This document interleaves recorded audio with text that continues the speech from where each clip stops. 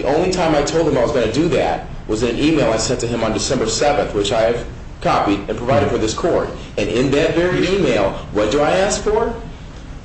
The video, the arrest report, the use of force report for the same incident. So they were aware of it.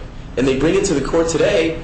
You know, if they had been timely with this, I was going to actually set up a projector and run that so the court could see the history of Bruce McKay's use of OC spray. It'd be a pretty dramatic thing to do, but we have the technology to do that. But by waiting so long, by being so dilatory, intentionally dilatory, I don't have that opportunity now.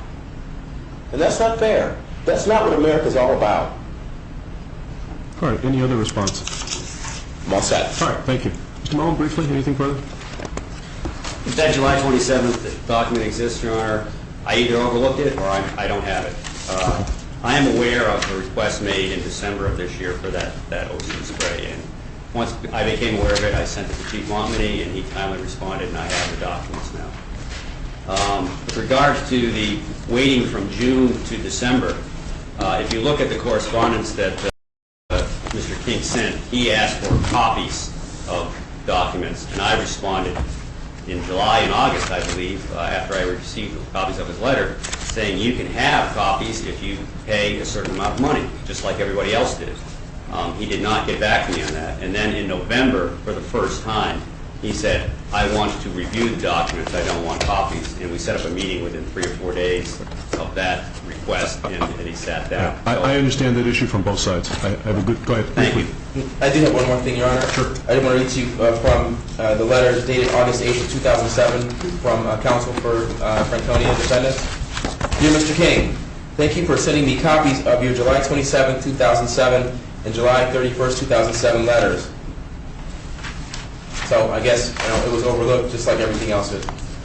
I understand your position. Thank you. All right, let's move to the complaints against the Attorney General's office, and Ms. Smith or Mr. Kennedy, who will be responding? I will be responding. All right, thank you. All right, Mr. King, I'd like to follow the same format with respect to the Attorney General office issues. Absolutely, Your Honor. Only because it's easier for me to follow. Oh, no, it's fine. Okay. It's fine. All right.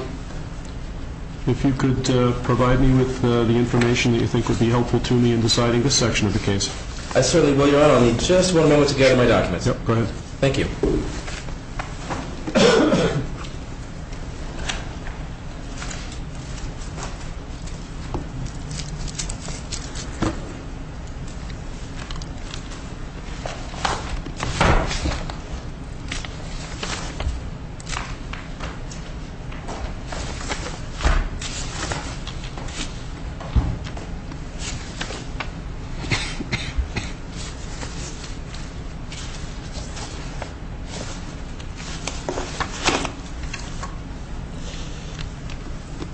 May it please the court.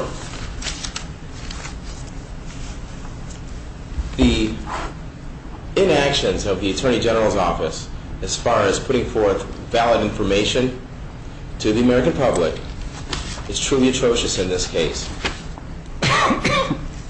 This case is guided by two principal things, and I'm going to demonstrate what they are now. The first, at page 26 of the defendant's summary of the events, the official report, it says in one line, and I'm going to read this to you, it says, the windshield was cracked and had a bullet hole in the lower cowling. That's all it says. But of course, since I requested the entire, thank you. But of course, since I requested the entire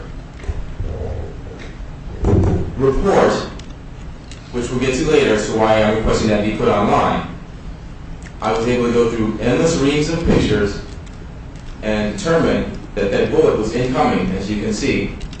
And the court has a copy of this on a smaller scale. Right. There's no question that it's incoming. Okay. But why is that important? That's important because it nullifies almost all, of the defendant's position in this matter in terms of what Gregory Floyd did at the scene of that tragedy. How does that relate to putting things online? How does that, the first issue is that the AG didn't put stuff online. Okay. Tie that in for me. Yes, absolutely.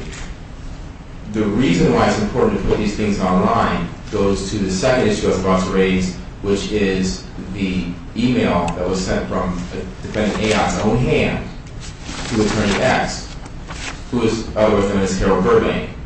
Okay? Harold Burbank, delegate, UN delegate, one of the directors of Veterans for Peace, well-known civil rights attorney. She wrote him directly and said that all of the witness statements in this case were consistent with respect to Floyd's actions. Okay? So we have before us then developing a history of misstatements and cover-up in this case. So, there's no law that says that she has to put an official report online under RSA 91A. She doesn't have to do that.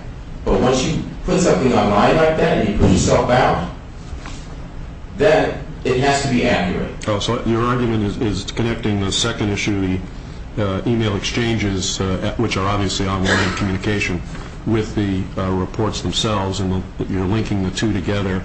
And since the AG's office obviously uses email and exchanges material online, they're required under your theory to put the reports online as well. Correct. Okay. Correct. Thank you, Your Honor. So again, that bullet hole there, and with the AG's office telling Harold Burbank that everything is consistent when it isn't, that sets us up to distrust the government. And I want to develop some more on that too. We know now that the Attorney General's office has a designee on the Right to Know Commission. And that Right to Know Commission is supposed to help promulgate law with respect to some of these issues that we're dealing with right now. But in 2006, they didn't even issue a report. I have a copy of the draft 2007 report that indicates, ironically, that we're certain to face a lot more litigation because the board hasn't taken action.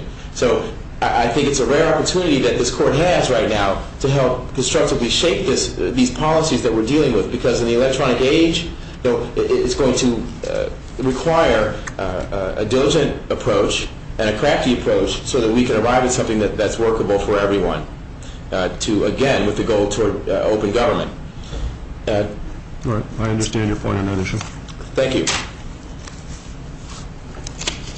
There are a few more reasons why I think it's germane or necessary to put this official report online. And they, again, involve some of the contradictions. Everywhere I go, I meet people who have no idea about some of these issues, like the bullet hole. Okay, I met the first responder just today. Phil was here. Phil Blanchard was here. He was the first on the scene, the one that Gregory Floyd told him that, quick, easy, son, I'm quicker than you. He had no idea about this bullet hole in the investigation. So all everybody knows is that Lico Kenny allegedly ran over Bruce McKay twice, and that's all they know. But in the interviews that are in the investigative files, Mr. Floyd's son directly contradicts that. And he says that, no, Lico Kenny stopped the first time, did not hit Officer McKay. Then he backed up. And then he says that his father started shooting at the car.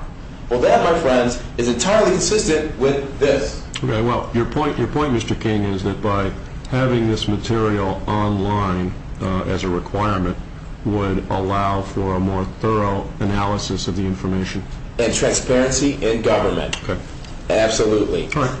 And again, that ties in, I'll finish up with this point very quickly. In one of the cases I cited was the Indiana trustees, and the Bobby Knight case. But the trustees, did what they did, and they issued some of their findings, but then indeed the court came back and said, no, you got to issue the whole report in a manner that everyone can see it. Okay, moving on then. And I'm still reading. I'm going to read now from or follow from the motion to dismiss, from my memorandum contra the motion to dismiss, which we now know I did indeed file, contrary to the assertions of the defendant.